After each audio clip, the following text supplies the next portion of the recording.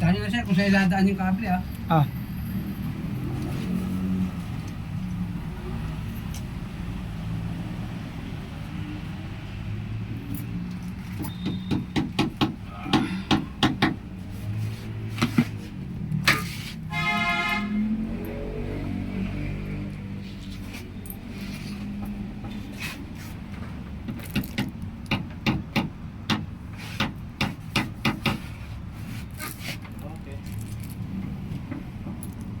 Alright.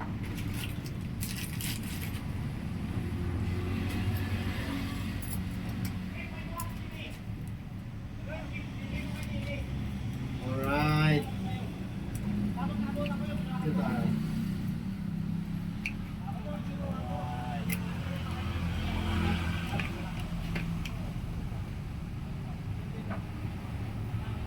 Kung anong day yung nag-start ng ano, ganun din yung payment ng ano. Hindi, huwag nyo palalagpasin ng isang araw. Ah, okay, bakit po? Eh, mawalan kayo ng internet tsaka cable. Ah, pero Yan pag po yung pag procedure ng Sky. Ah, Sa system po nakikita. Yan. Oo. Ngayon po, ang mangyayari, halimbawa, 11 ngayon, huwag ka magbabayad ng 12. Kailangan Oo. bago mag-11. Pero pag makikita naman pag nag-payment ka na, tsaka ulit nila ano. Makikita nga po nila sa Ah, system. okay. yan. Oo. Pag nagbayad kayo, halimbawa, GCash sa 7-Eleven, sa Cebuana, Palawan, ganyan. Bayad center, nagbayad kayo kahit saan ng branch doon. GCash, pwede. Marunong po ba kasi sa GCash? May, ayun po. ganun Pwede po. naman sa May ano? account number po kami bibigay sa inyo. Oo. Pwede naman doon sa bangko. Pwede, kung may ano po, kung tumatanggap po. Saan yung daan niya, sir? Doon sa may gate? Oo, dito sa taas diretso. Ah, sige. May hagdan.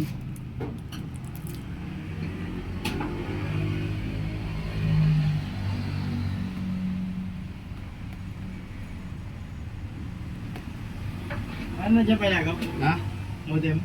Andito na. Yung ginamit nating testing modem. Sibo? Ay, andito Yung na. sasakyan nyo, sinarado yung pinto? Oo. Sarado nyo mo yung pinto ng sasakyan, oh. Oo. Na may maduko, na may makadukot doon ng mga gamit nyo.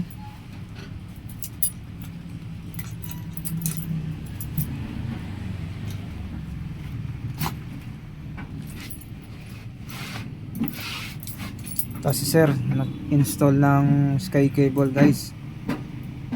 Nagbablog ba kayo siya? Hindi naman. Si Kuya Manuel ah. Nagbablog? Oo. May ano siya. Tinuruan ko nga eh. Pag-install nung ano eh, yung settings ng cellphone niya kahapon eh. Sa Sky din pala siya no? Dati. Hindi, ngayon. Oo, agent siya. Agent na lang. Pero hindi siya nag-install. Hindi. Ah, hindi. Sige, angat mo lang. Ano ko lang.